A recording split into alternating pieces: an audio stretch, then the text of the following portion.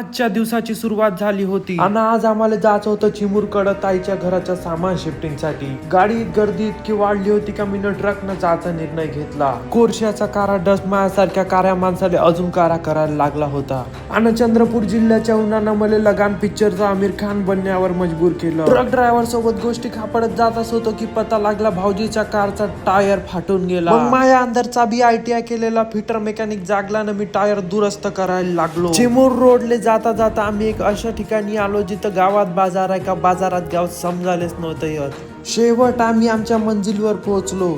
तिथं पोहोचल्याबरोबर मी सामान खाली करायच्या आधीच 2 समोसे हेपलून घेतले. तेव्हाच परीची देशभक्ती पाहून माये बी डोळे उघडले आणि मी मंदिरात जाऊन माऊलीचे दर्शन घेतले. आमचं सामान पॅक झाल्यावर आमची वाटचाल सुरू झाली वणी या शहराकडे. तिथं पोहोचल्याबरोबर पाहत होतं का माये अव्हेंजर्स सारखे मित्र असेंबल झाले. दोस्ती में बडी पावर होती फक्त ऐकलंच होतं पण त्या दिवशी पाहून नाही घेतलं जेव्हा मी माझ्या मित्राला ढुंगणाचे टाके तुटकरी काम करताना पाहिलं. आम्ही काम करत होतो आणि इनामिना डिकाना छोटा छत्री पानग्यासारखे बसून होते. जेंडर इक्वालिटीच्या नावाखाली पोरं आज बी काम करत होते ना पोरी आज बी डान्स. कोमोलिका बुड्डी काहीतरी षडयंत्र रचणार होती. सामान चढवल्यावर पाहिलं तर इनामिना डिका आमच्या गाडीच्या मागे चढल्या होत्या. दिवसाच्या एंड मध्ये माय मित्र काम सोडून बकचोदी करायला लागले होते. मग मी बी विचार केला पोर यायला करू द्याव काम ना आपण करावा आराम. लवकर भेटूया नवीन ब्लॉग मध्ये.